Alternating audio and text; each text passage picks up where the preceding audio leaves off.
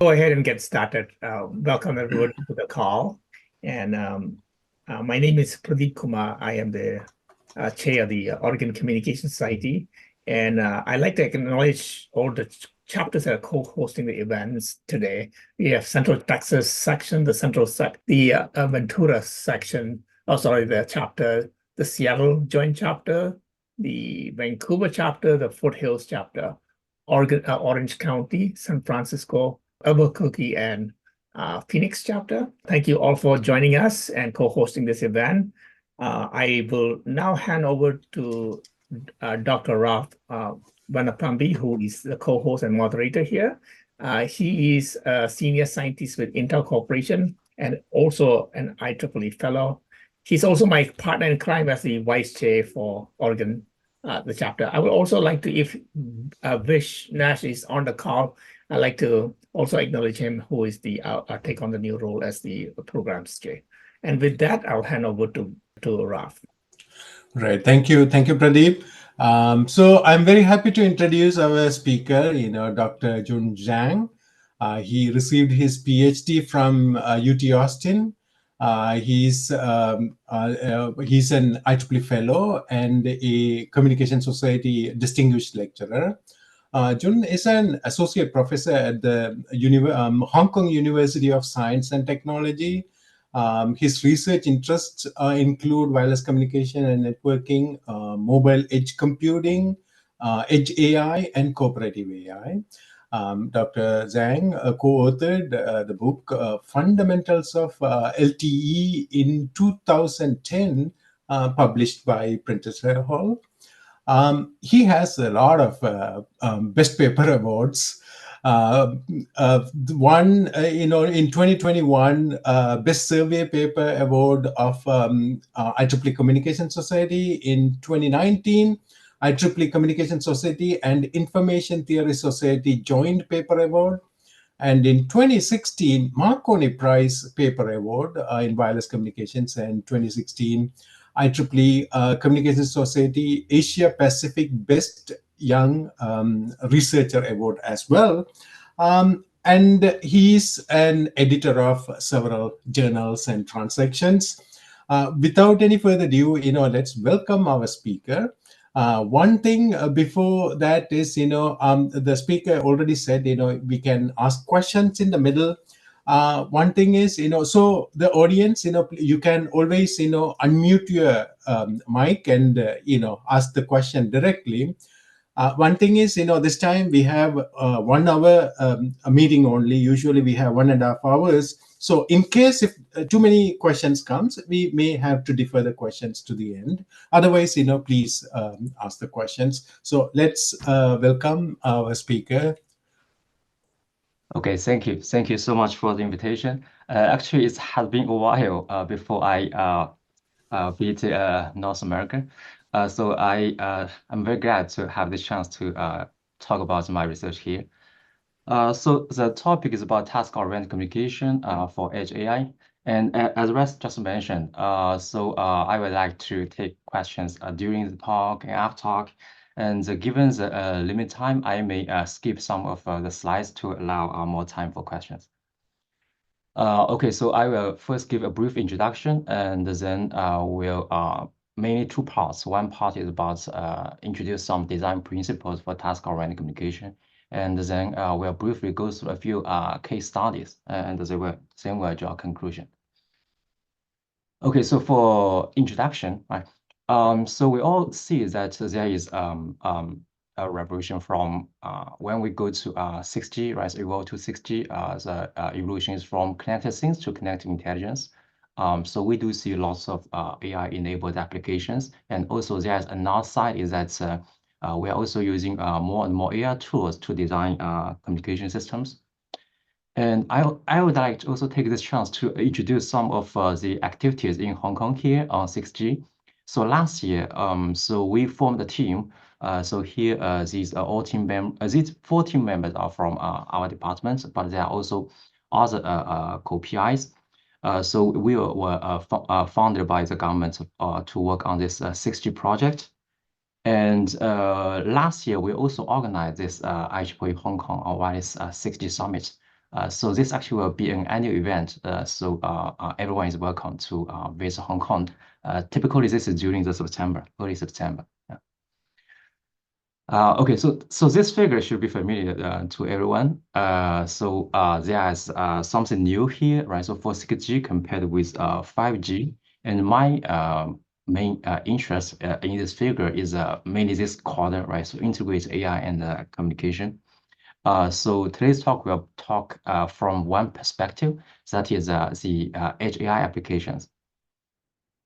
So if you look at the AI-enabled applications, then actually most of them will be at the network edge. Right? So you can see some examples on the slide here. So if you want to deploy these, say, powerful AI models at the edge, right, so on your device, there are a few challenges. So the first one is quite obvious, right? So the enormous model size and the versus limited onboard computing. So as AI models getting more and more powerful, their size also increase, right? So these are just the left part is just all the data, right? So it's on the ImageNet data set. If you want to get high accuracy, then you do need a larger model. And then for the NLP tasks, right? So we see the quick increase of the size of these large language models. So it will be very difficult to run these models on our device. So another is about energy consumption, right? So all the mobile devices have limited energy, but these models actually consume lots of energy.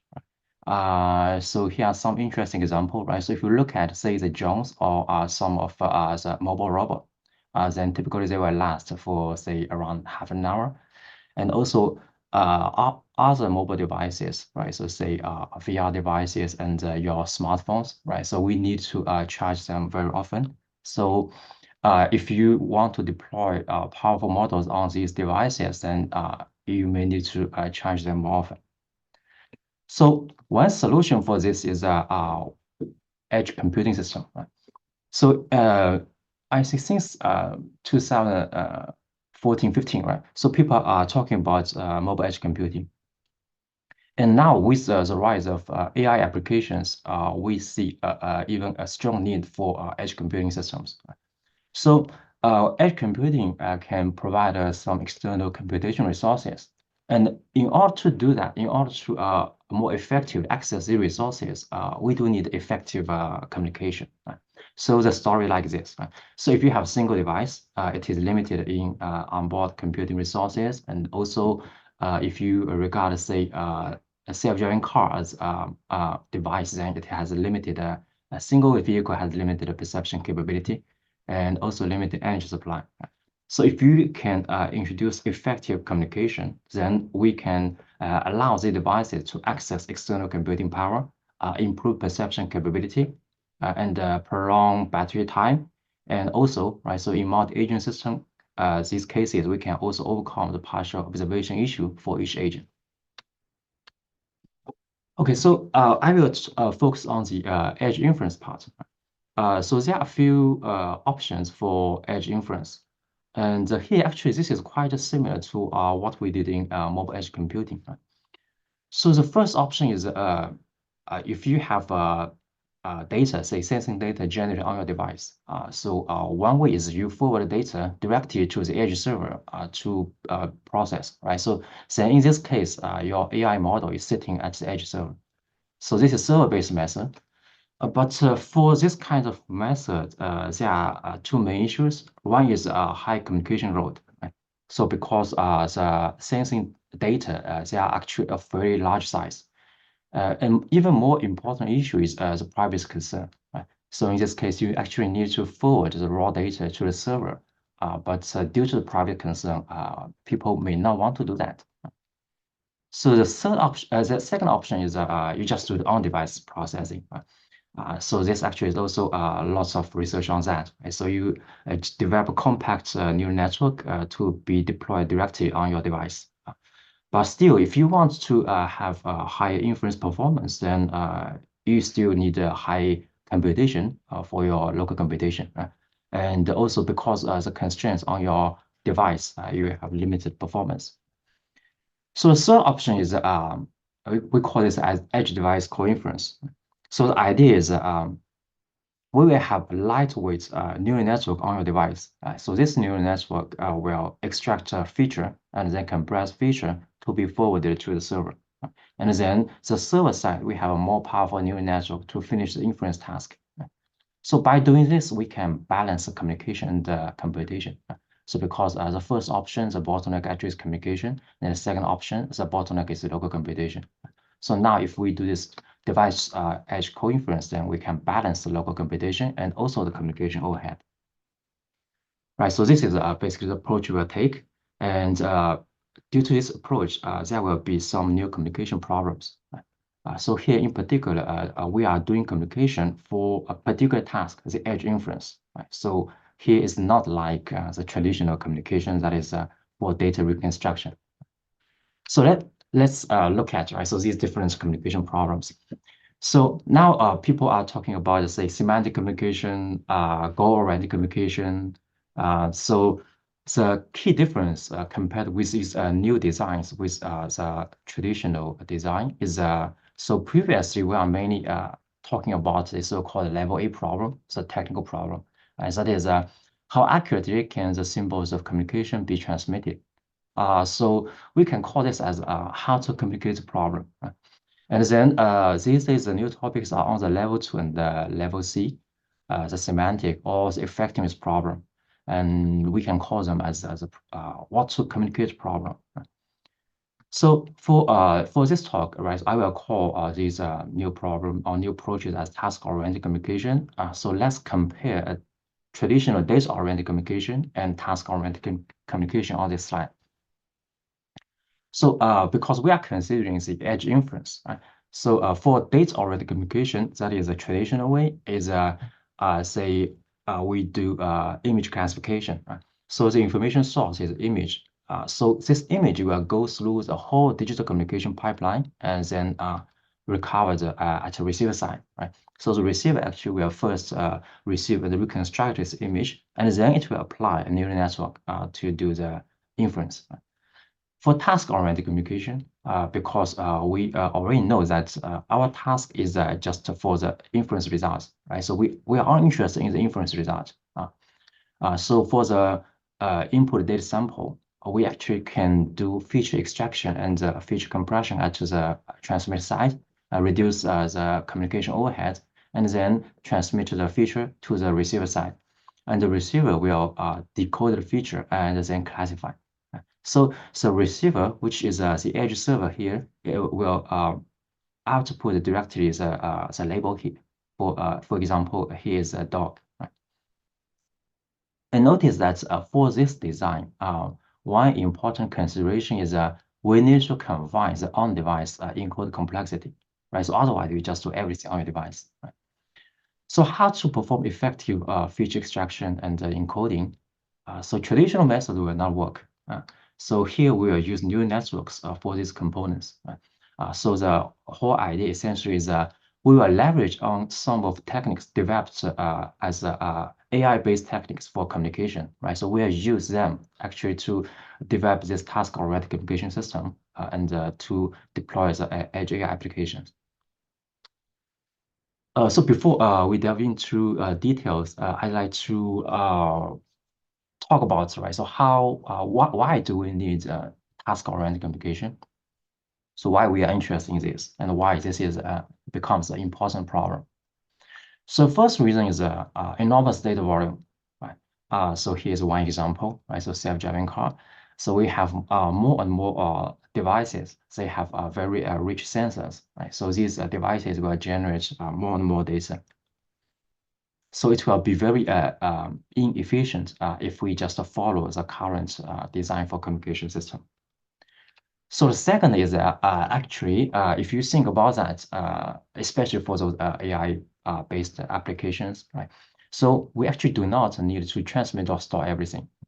So we can take our human perception as an example. Right? So actually, sensing data, right? So may not need may only ever be seen by algorithms and machines that process them. And for humans, right? So we actually do not just store high definition images in our brain. right? So think about that, right? So every day, you say your eye as a high definition camera, right? So you are capturing so much data. But in the end, right? So after say 12 hours, what is stored in your brain is actually just a small amount of that. So the third reason why we care about this is because for edge AI applications and for the edge device co-inference, right? So the communication actually happens mainly in the uplink, right? So from device to the server.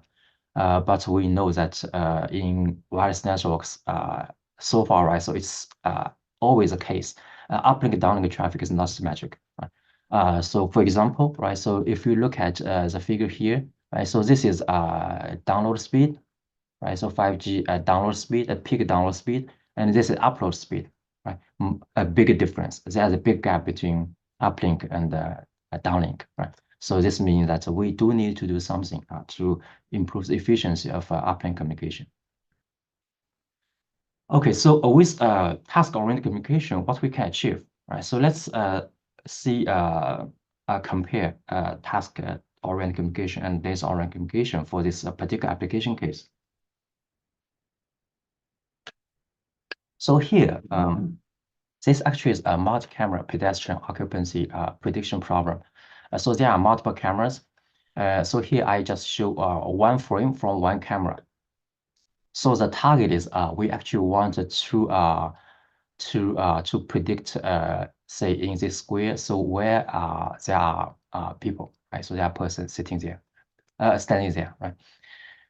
So the system is the cameras, they will encode their data and send to an edge server, and the server will collect data from these multiple cameras and then perform the inference. Right? So for data-oriented communication, right, so because for this case, the server needs to first reconstruct the data, so you do see all these details. Right? But for task-oriented communication, we can focus on our targets. Right? So that's why you can see a big difference between these two encoded data. Right? So in the right part, because we only focus on the task. So in many cases, right? So we only need to use a very low number of bits to represent these pixels. So overall, right, so data-oriented communication is it allocates many bits to represent the background and the ground texture, but actually these details almost do not influence the performance on the downstream task.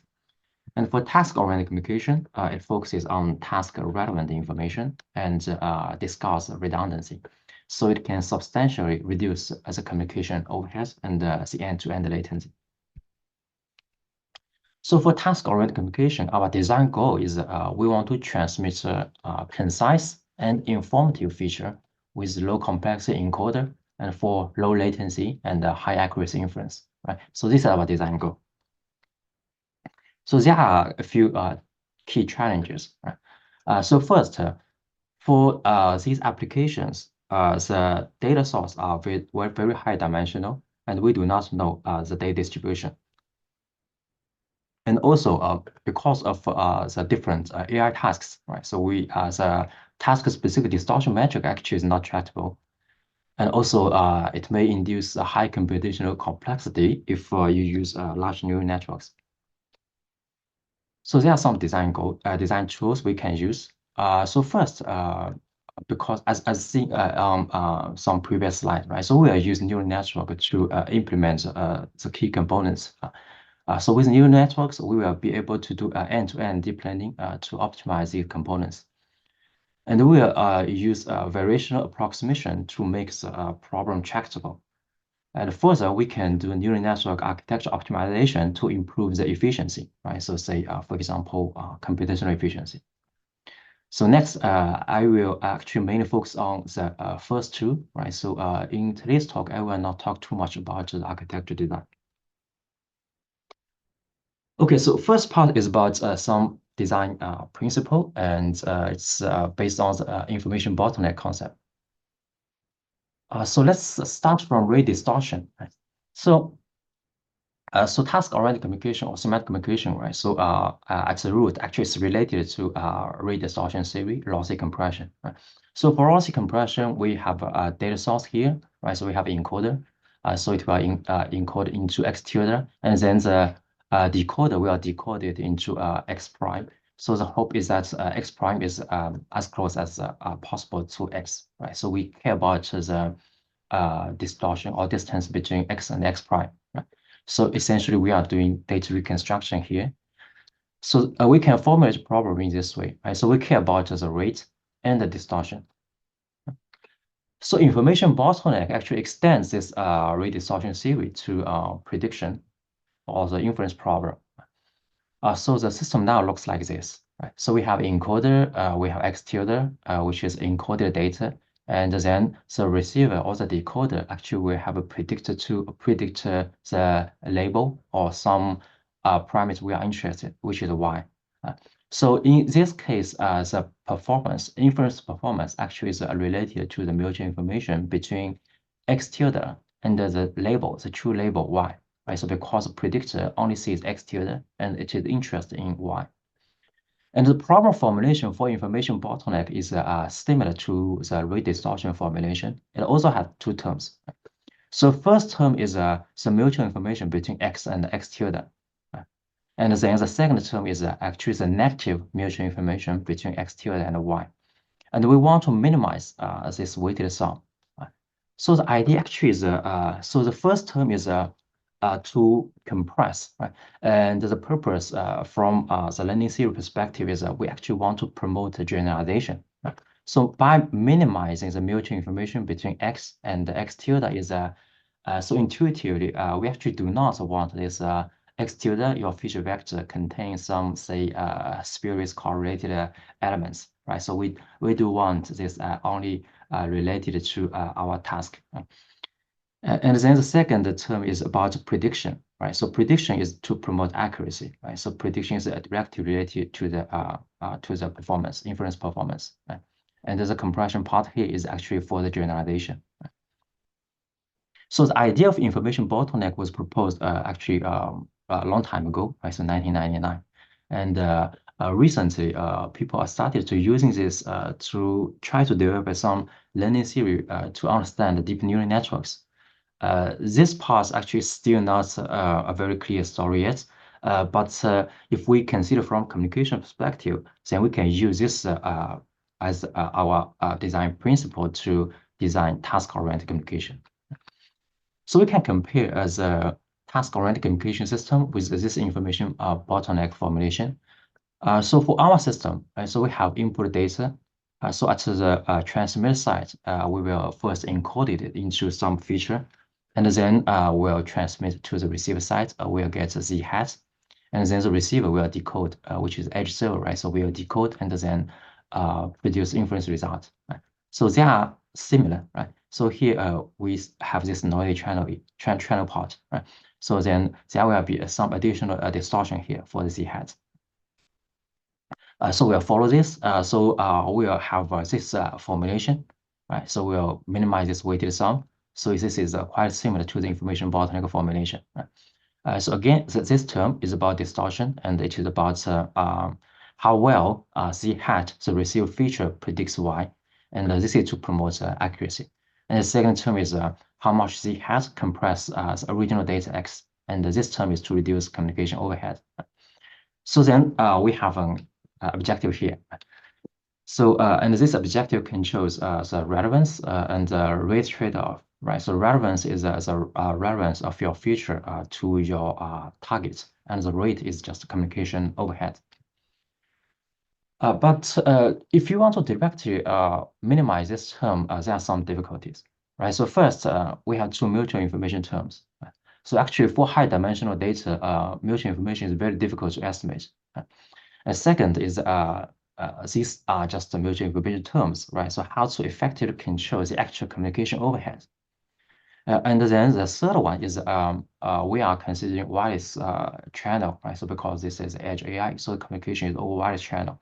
So wireless channel is time varying, so we need to be able to handle dynamic channel conditions. So in the following, I will briefly mention mainly just the first one. So the other parts, yeah, if you are interested, you can refer to our paper. So for the first design, the overall architecture looks like this, right? So we have an on-device network, and this network will first extract the feature from the raw data, and then in this part, we'll consider joint source channel coding. And then at the receiver side, we have server-based network, right? So this is a more powerful network, right? So, and through the neural network design on the device, we will control the complexity, right? So we will make these neural networks to be lightweight. So this is our objective, right? So then the first thing is we need to turn this objective into something that we can estimate, right? So especially just estimate from the data. So we use variational approximation to develop this this term, right? So this can be empirical estimated, right? So this actually is a upper bound for the original objective, right? So there are some details, and essentially we have we will introduce some neural network to implement the encoder and decoders, right? So this essentially is the main technique, right? So based on a variational approximation, and so we can optimize the information bottleneck objective. Okay, so next is some result, right? So the first one is CIFAR10 and tiny ImageNet. So we consider x-axis is latency, y-axis is error rate, and we compare with some other method, right? So because this is average latency, the lower the better, right? So our method achieves the lowest latency and also error rate, right? So we can make achieve a better trade-off between latency and error rate. So we also consider some other tasks, right? So for example, image captioning, visual question answering. So this is in this case, y-axis is latency and x-axis is the communication rate, right? So this is our method. This is a data-oriented communication, right? So that is you first reconstruct data and then perform the inference, right? So for both cases, we can see a big performance improvement. So this is this part is for a single device, right? So for a single device assisted by the edge server for the edge inference. But for in many cases, these days we have multiple devices. So with multiple devices, we have the opportunity to achieve a higher inference accuracy. Meanwhile, it may also induce a higher communication overhead, right? So the objective here is we want to design an efficient method that can fully exploit the correlation among multiple features in distributed feature encoding, right? So this system, right? So here we have multiple cameras, right? So these cameras, they will send their encoded feature to the edge server here, and then the edge server will perform joint inference, right? So this system actually is closely related to distributed source coding. And in particular, it is related to a so-called CEO problem, right? So maybe you have learned about that. We also have something similar related to information bottleneck, that is distributed information bottleneck. So based on this distributed information bottleneck, we can also characterize rate relevance trade-off. So here the idea, so the term is the left-hand side is the rate, right? So total rates across all these devices. And then the right-hand side is a system. We call it as relevance. This essentially is just a mutual information term, right? So same as before, right? So this expression means that the rate is low bounded by relevance, right? So relevance is good, right? So high relevance is good for accuracy. But with high relevance, the rate has also to be high, right? So there is a trade-off between rate and relevance. Okay, so based on this distributed information bottleneck, so we have a new design for this multi-camera cooperative inference problem. So here, so X1, right, is the data for device 1, XK is data for device K. So we actually did some kind of engineering trick to control the complexity. So for each device, we'll first apply this information bottleneck principle, which was developed for the single device case. Right? So we'll first apply it at each device to extract the feature. But this step is just independent encoding, right? And then we'll have another encoder, which is encoder 1 to encoder K. So in this part, actually we'll follow the distributed information bottleneck formulation. So in this part, these encoders will be trained jointly, so they will be able to exploit the correlation among the devices, right? So this part essentially is to remove the correlation between the devices. And then the U1 and the UK, these are the encoded feature to be forwarded to the server. So based on this received feature, the server will perform a joint inference and then output the predicted value y hat here. Okay, so here we will show two simple I'm sorry, examples. can I ask a question? Can you go back? Oh, so this X1 and XK are the same device or different device coming from? So these are different devices, right? So Even, X1. then, how do you, in the encoder side, how do you remove the redundancy or something, in a encoder 1, encoder K? Yeah. How do they know? How do they do that? Okay. So this actually is jointly trained based on data, right? So essentially, this correlation is explored through the distribution. I see. It's trained that way. Okay, thanks. Yeah. So this actually is a well known, right? So in distributed source coding theory, right? So we can do that in theory, but previously it's actually difficult to implement this kind of idea in practice. But now with these neural networks, we can do that. Yeah. Thanks. Okay, so next two examples. So actually, when we did this work, one difficulty is it's difficult to find a good data set. So for this kind of cooperative inference. So these days it's getting better, but still not very good data set yet. So we first created an artificial data set, right? So we actually just divided, say, the MNIST figure into two parts, right? So the upper part is view 1, the lower part is view 2. We also used another 12-view shape recognition data set. So a quick result here, right? So a quick summary is if you compare task-oriented with data-oriented, for these two cases, right? So this is difference, right? So for data-oriented, that is, if you need to reconstruct data, then the communication overhead will be much larger than what we can achieve here, right? So these are for two examples. And here is the details, right? So this is number of bits we need for first example, and this is number of bits we need for the second example. And for both cases, we can achieve very high accuracy. Can you elaborate a little bit more on that examples? What are those examples? Sorry? Can you elaborate more on that two examples? What are those examples? Okay. What are they supposed to do? Yeah. So this one. Okay, I see. Yeah, for the first example, right? So we'll just assume that, okay, the first camera just capture view 1, second camera capture view 2. So then they will do their encoding and send the encoded feature to the server, and the server will perform joint inference. And in this case, right, so these we regard them as individual camera. So in total, there will be 12 cameras. Yeah, and the objective here is to recognize the digit here, and here is to recognize the shape. Okay. Yeah. Thank you. Yeah, so these are just simple examples. So next, actually, for case studies, we will consider a bit more complicated examples. So first case is a camera, right? I've just introduced two cases. The first case is just a single device, right? So single device edge server, and then the second case is about multiple devices. But even for the multiple devices, we only consider a kind of image, right? So just one shot.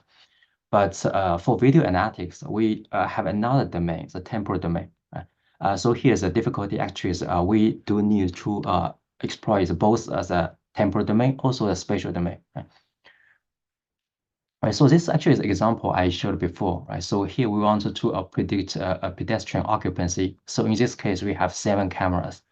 So each camera, you will have a sequence of frames coming. So it's very important to exploit both correlations in the temporal and the spatial domain.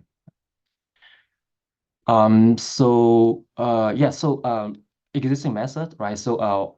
One way is we just use the method we developed before, right? For each frame, but if you do that, then you forget about the temporal domain correlation, right? Or we can use existing video compression method, right? So even deep learning based video compression method. But for these methods, they are still data oriented, right? So they actually cannot help us to reduce communication overhead by much. So what we did is we extend what we did for the previous part for the multiple device cooperative inference, right? So then the architecture is still similar, right? So we can see we still have a feature extractor, right? So each device will still perform a feature extractor just based on the information bottleneck principle. And then the encoding part here is become more complicated. Right? The complication essentially is due to say this temporal entropy model. So we actually use this model to capture the temporal correlation. So when we encode at the transmitter side, we actually will consider, say, previous few frames. So this kind of correlation will help us to reduce communication overhead. And then at the receiver side, the joint inference will perform this spatial temporal fusion model. So we need to consider the fusion in both the spatial domain and the temporal domain. Right? So spatial domain is across multiple cameras, and the temporal domain is across multiple frames for each device. Right, so details are in our paper. So let me just show you the results. I'm not sure whether this animation shows correctly on your screen, but let me explain this. So we have actually, in this case, right, so this red dot is just persons moving around, right? So the first, this is ground truth, right? So first one is ground truth. And this is our proposed method. And the other two are video compression, right? So you can regard them as data-oriented method, right? So this one, we do lossy compression, and the rate is to be compatible to our method, right? So you can see that if we keep the same communication overhead as our method, then lossy video compression, for example, for this person, you cannot get it, right? And this is if we want to keep similar accuracy to our method, then for this case, we actually need to increase the communication overhead by a lot. So this is the quantitative result. So this is our method, right? So communication overhead accuracy, and this is to achieve same communication, to same accuracy, we need a much higher communication overhead. And for this one, if you maintain the same communication overhead, then the accuracy will be degraded. Okay. Yeah, and here's another example, another result. Right? So this is communication cost, and this is accuracy.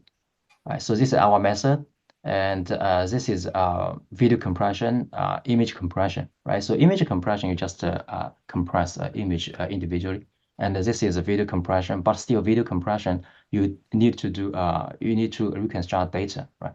So that's why our method can save communication costs a lot.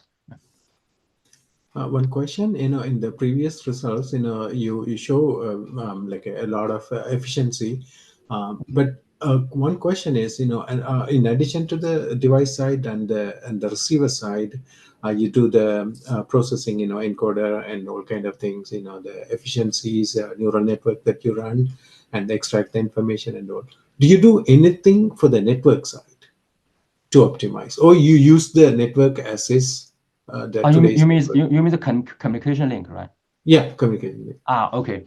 Yeah. So for this study, we actually just compare the compressor size. So we actually didn't nothing in the yeah. what Okay. happen So just the compression part of it. Yes. Yeah. Yes. Okay. Okay. Yeah. Thanks. And maybe in the other parts, if you have done anything in the network side, please also Okay.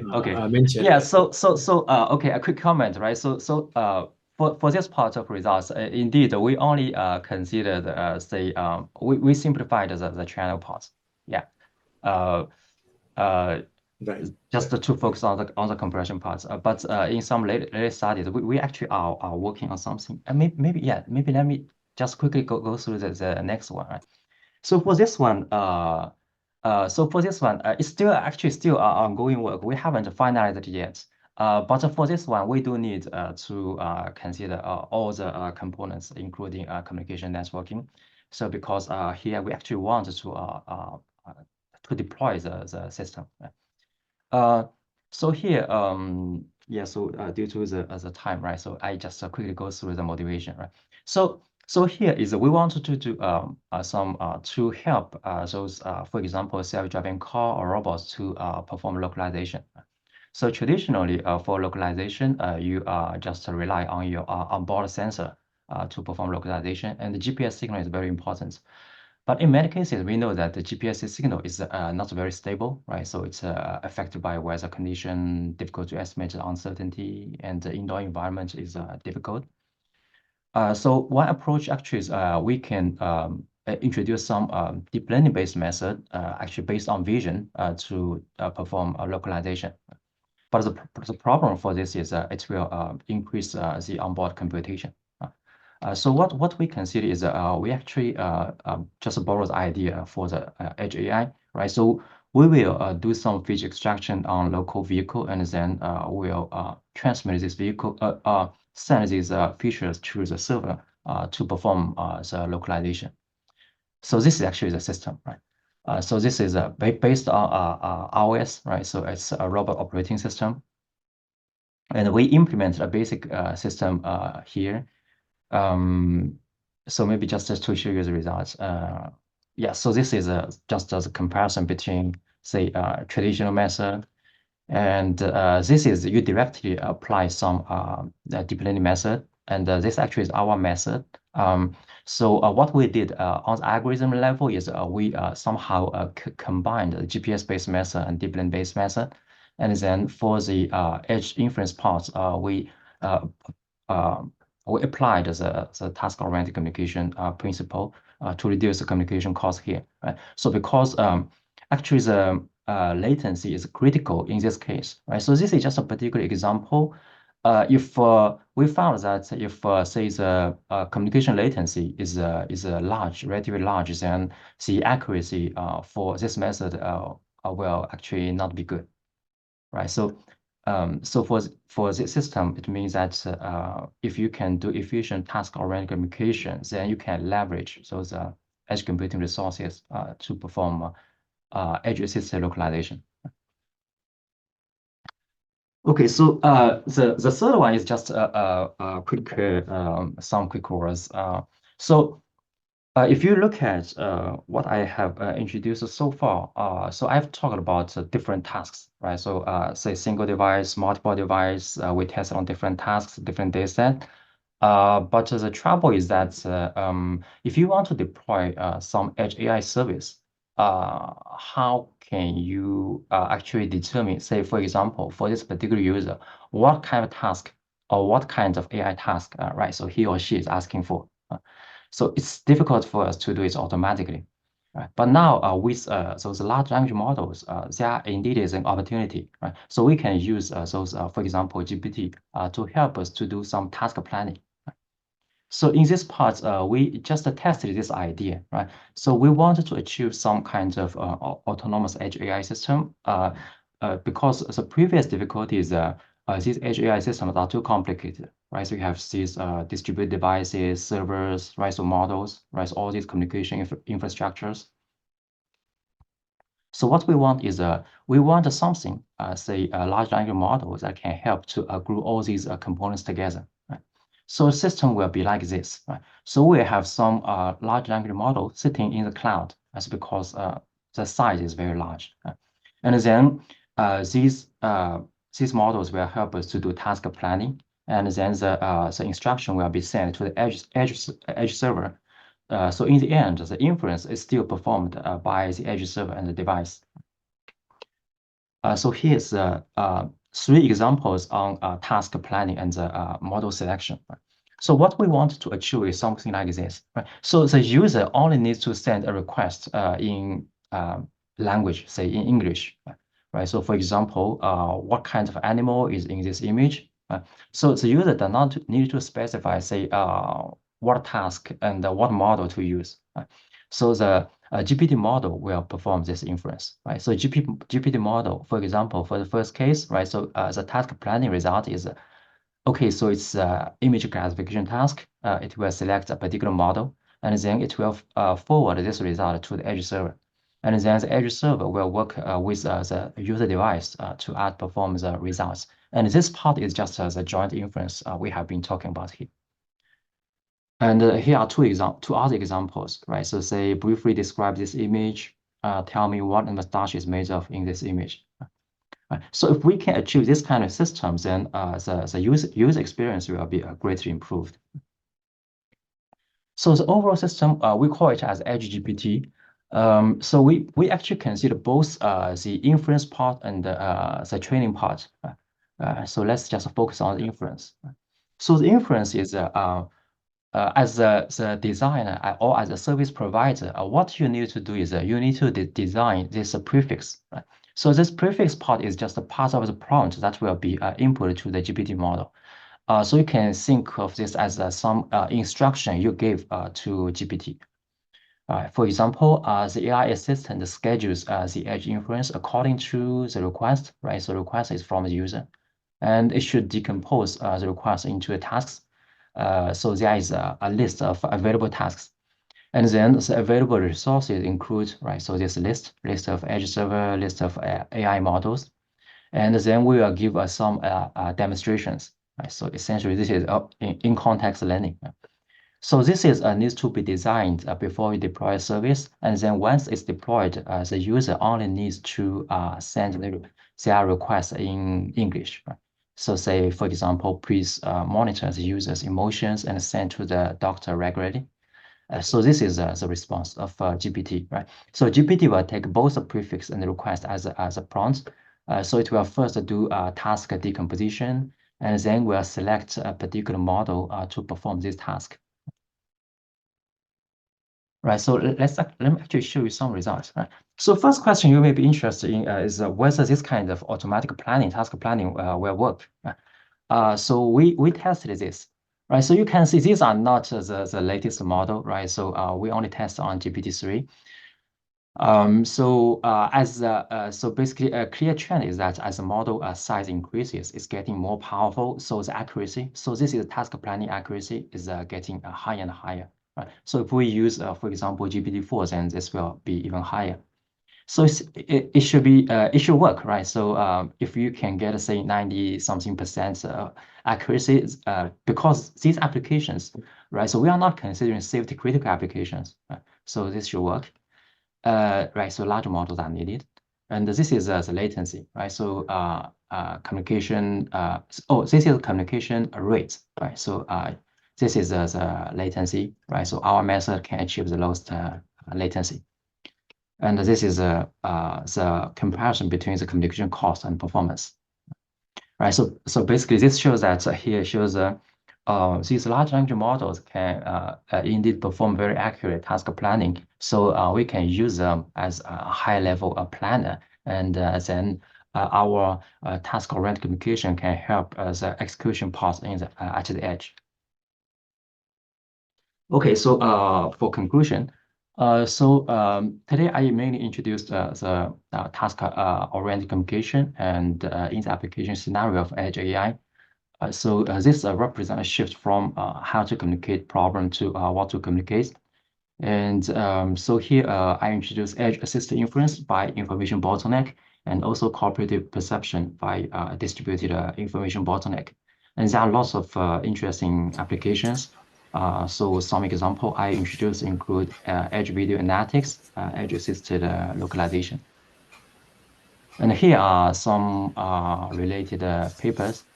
And yes, so in case you are interested, right? So here are some of my other research topics, and all details are on my webpage. Yeah, please let me know if you have any question. Yeah. All right, thank you, Jun, for a very informative interesting talk. I still have that question. I asked you. So, in task-oriented communication, so most of your work is talking about the sender side and the receiver side, whatever the processing and training, and you do between. So, any of your work needed anything specific in the network, or any network is fine for you? Okay. Yeah. So we do have, as I mentioned, right? So here we are working on this kind of edge-based localization.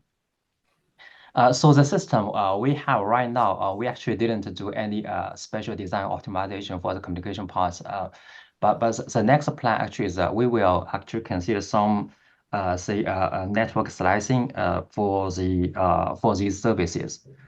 So because we are building some platforms, hardware platforms to test this, but we are still at the beginning stage. So we do not have very concrete result yet, but yes, in the next stage, we will try to optimize the communication part.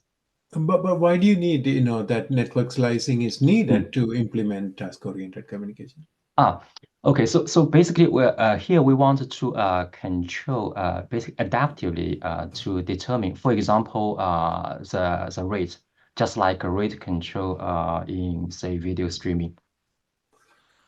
I see. So you have some information that you gather between the transmitter and the receiver that give you something that need adaptation in the network itself. Yes. Okay. Yes. All right. Yeah. Interesting. Thank you.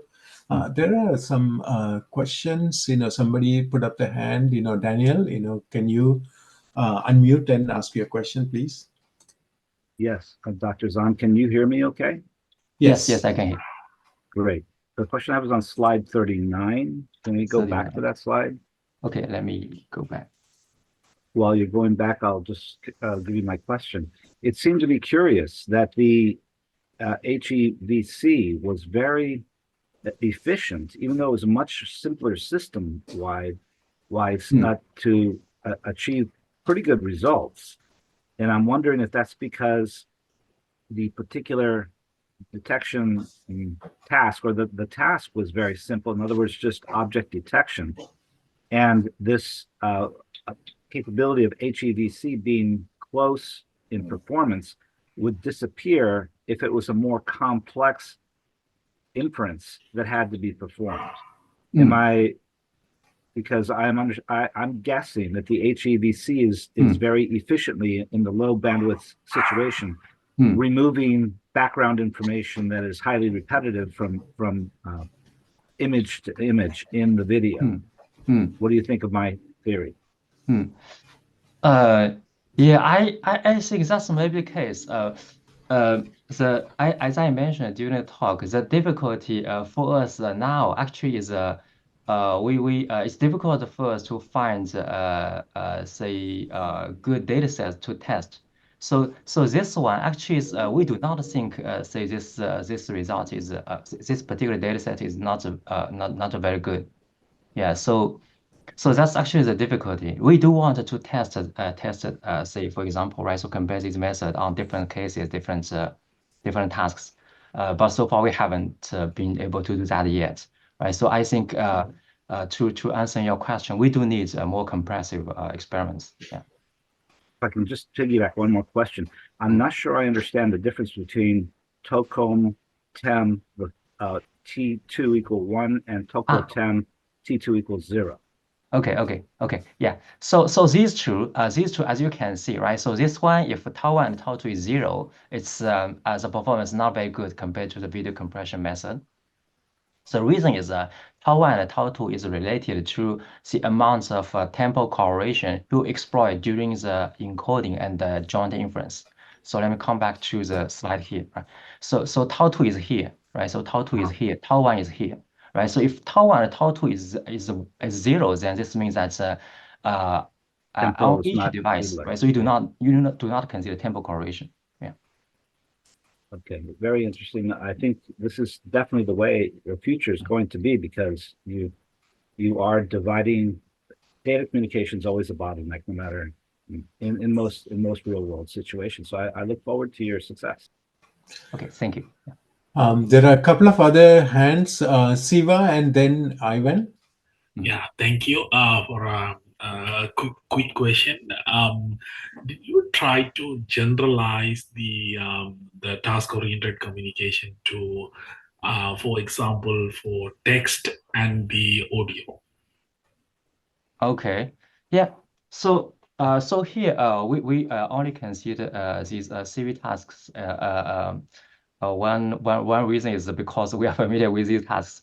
But definitely they can be generalized to other modalities, right? So we actually are interested in, for example, consider a multimodality case. Yeah. I see. Yeah. Very So interesting. we haven't done that yet. Yeah. Okay. Thank you. Ivan?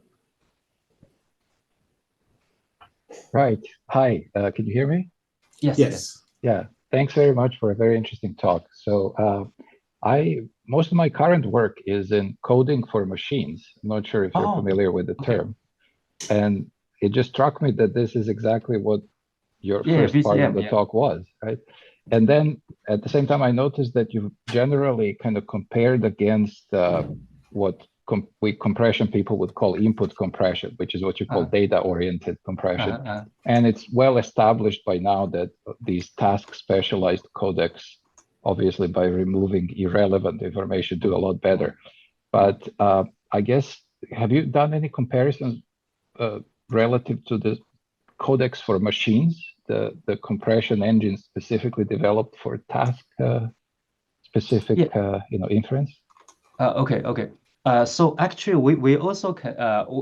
So first, in these works, we haven't compared with them. But indeed, we are aware of this line of work, and we actually also investigating on these particular cases. Yes, according to my understanding, right? So these cases, indeed, these methods, these codecs, they will consider a type of tasks, right? So not just a single task. So then the design will be a bit different, and how to say that? So probably, right? So because we just here consider a very specific a task. So maybe this kind of comparison will not be fair, but actually I do not know. I do not know whether they will how well they will perform on these particular cases, especially in the settings we are considering here. Yeah. That was going to be my next question. So there is a single task case where everything is relatively clear what needs to be done. Then the multitask case is kind of a pretty open issue still, right? Yeah, that one's more challenging. So that was going to be my question. Are you looking into multitask scenarios? Yeah. So there are actually there are some efforts on say considering more general tasks. So there's always a kind of a trade-off, right? So try to be say more general or more specific. So I think if we can identify, for example, for a particular service, right? So this service actually is related to a certain type of task, then we can optimize for the tasks. But if you want to consider too many tasks, then I don't think that will be good in terms of performance. Okay. All right. Great. Siva, do you have another question, or is that the previous?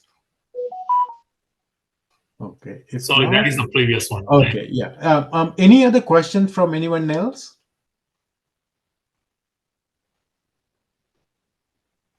All right. One other question I have, Jun. Can you share the presentation slides with us? Yeah, sure. I will send the slides. Okay, wonderful. Yeah, then Pradeep can put it in the system. Yeah, okay, no problem. That'd be really good. Again, thank you very much for accepting our request to present this. This is really very valuable, informative, session with a lot of interesting results. Thank you very much. Okay, thank you.